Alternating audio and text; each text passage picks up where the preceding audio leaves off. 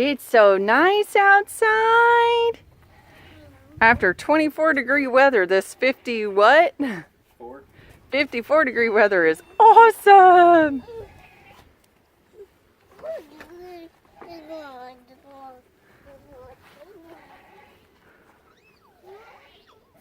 Hi, George. Hey, Shadow. Hi, Socks. Where'd the little kid? Oh, kitten's getting water. Kitty, kitty, kitty, kitty. Hi, sweetie. Aww. Hi, Nala girl.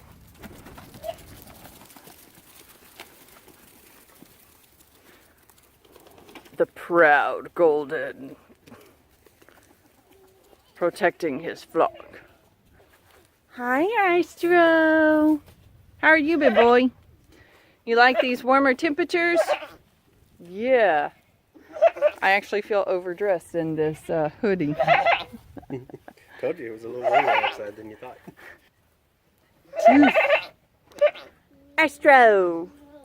Chief. Hey, good boys.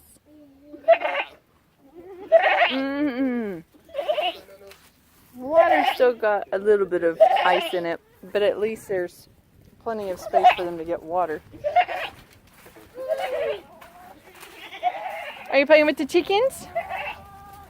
Are you glad to be playing outside, Malachi? Are you glad to be outside now? Yeah. Says, yep. No time for commentary. Must play. Let's catch these chickens. Okay, so this is where I get torn. After a week of work, on a gorgeous day on a Saturday, I'm like, let's work outside. But we've already decided we're going to go through some stuff in the house, because we do need to do that too. It's hard not to play in the garden on a day like today. Right, chickies?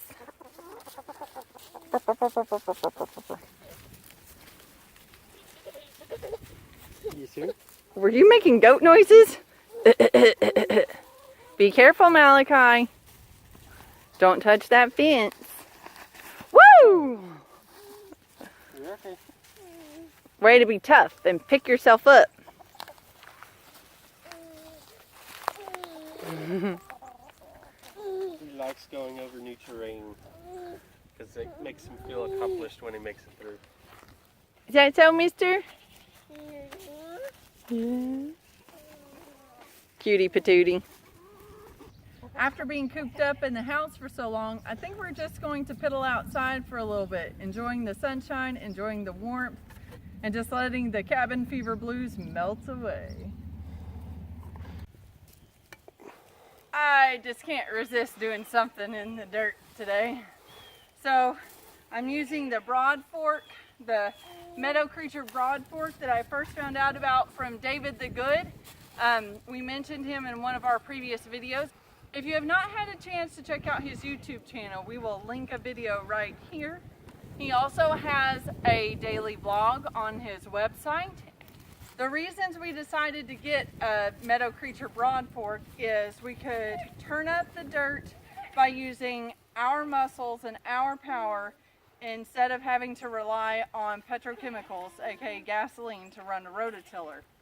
The other benefit is once you actually get your garden space established, you can actually do your kind of tilling with a more minimally invasive method. Right now, because this garden space is still new, it's coming up more in chunks, and I think I made this one a little bit too deep because I was standing on it too long. It comes up more in chunks.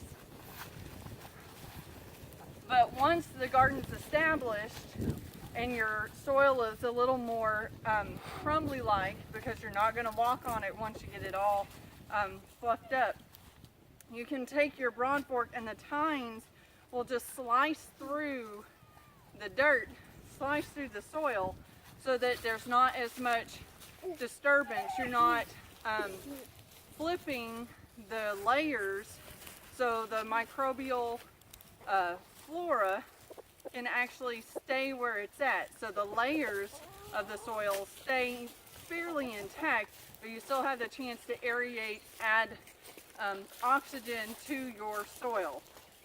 But one of the biggest things is we just wanted to have the option, if the stuff should hit the fan, we wanted to have an option for tools that we could use without having to rely on outside sources for fuel.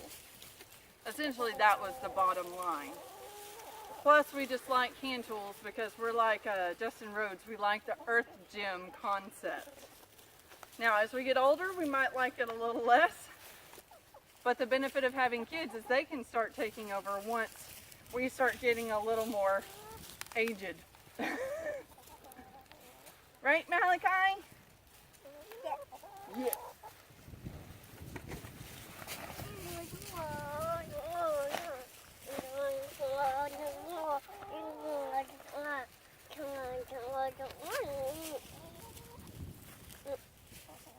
Canadian market gardener Curtis Stone also uses a type of broadfork, but he doesn't use the Meadow Creature. They essentially created their own.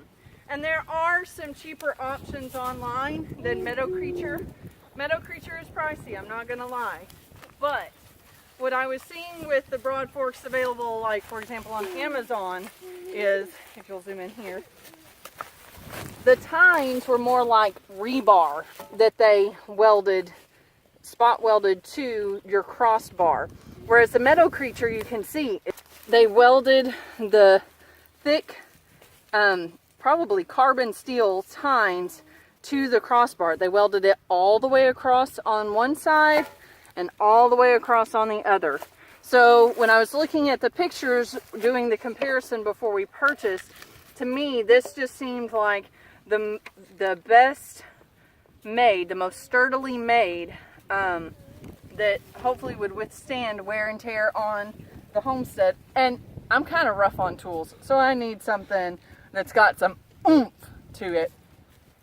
And because we bought one and we told my parents about it, they actually bought a couple and they have enjoyed theirs. In fact, they used theirs more last year than we used ours.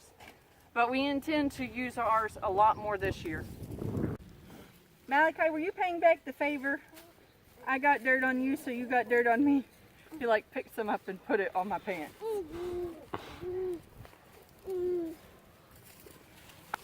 I think Justin and Rebecca Rhodes actually have a Meadow Creature Broadfork too, because now that I think about it, on their episode where they mentioned Earth Gym, I think Rebecca was using one of these to get one of their garden areas started.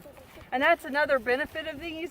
It is a little more time consuming and definitely a little more effort, but you can start a garden area from scratch. So like say we were going to start a garden on fresh sod, well this will actually break up that sod, whereas with the rototiller, unless you have like a really heavy duty industrial back tine rototiller, your rototiller might be going like dunk dunk dunk dunk dunk dunk dunk, bouncing on top of the ground, whereas this you can actually break that sod. In fact, we used it to dig Trigger's burial spot because it hadn't rained here in a while and the ground was just almost like rock hard.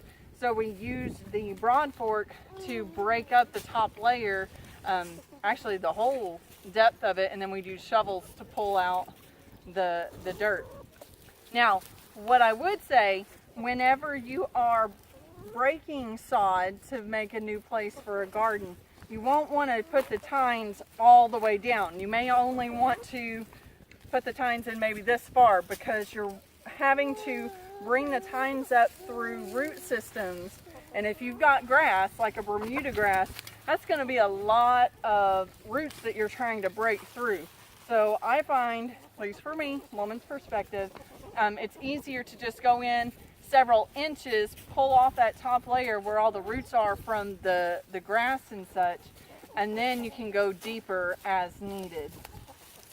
Because whenever I try to go all the way down to the depth of the tines on fresh ground, I can't pull it. I think I've actually hung on it with my full body weight and it won't come up. And Justin laughs at me. That's okay though. Tell you what though, using this composting pit method, this ground is a lot more soft and moist than if we were to have just used sod and busted it up and then added the compost on after the fact. So I think this is the method we'll keep using.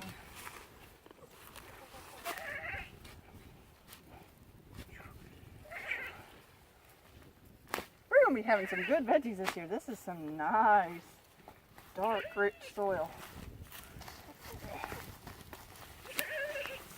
And it's not springtime yet, so it'll break down some more before it's time to plant.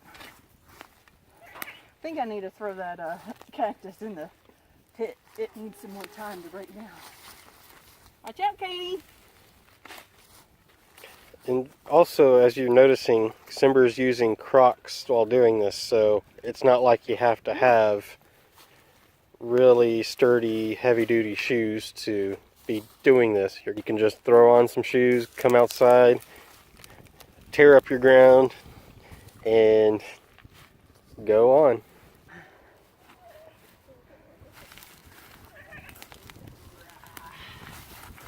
We need a sound effect. It's probably one on YouTube.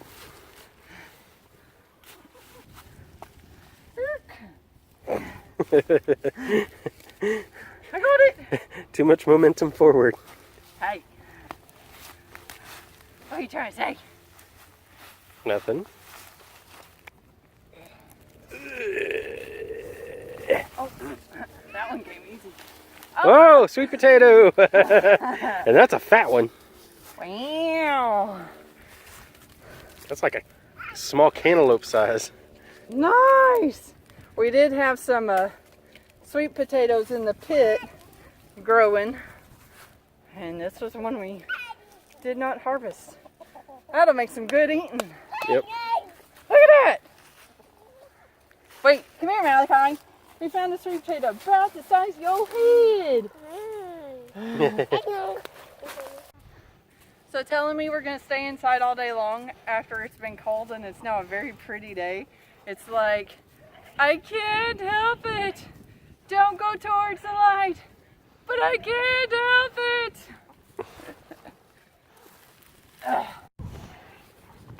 Justin mentioned that I need to do my own episode on why I want to homestead. Well, this is part of it. I'll do another episode later, but being outside is something that I literally itch for. My soul needs to be outside in the dirt. And we actually, before we got married, before we got engaged, I was living in an apartment and debating whether or not to purchase in the city or purchase in the country. And it was a fairly long deliberation. But I knew in my heart of hearts that even if I purchased in the city, my heart would always be longing for, well, someday I want to move out to the country. And I'd rather purchase a place now and be there come what may than to purchase in the city and for whatever reason or reasons never be able to get out to the country. I knew that that was just going to be too much heartache for me. So that's why I moved out to the country.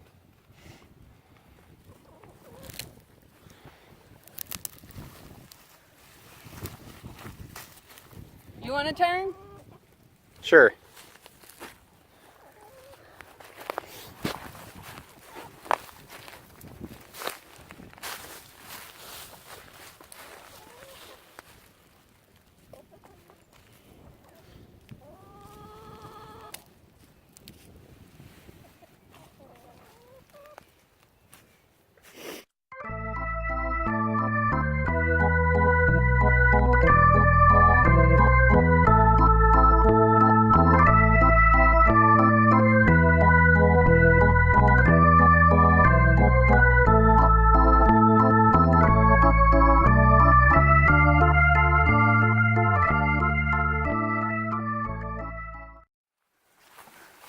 You using that board to rake it up? Yeah? Such a good helper. Justin just told me the chickens found roly-polies or earthworms or something. Golden found something, told all the hens, come here, come here, come here. One of the clumps of dirt I pulled up had a whole bunch of roly-polies. Oh wow, it really does have a lot of roly-polies. Hey chickies, let everybody see.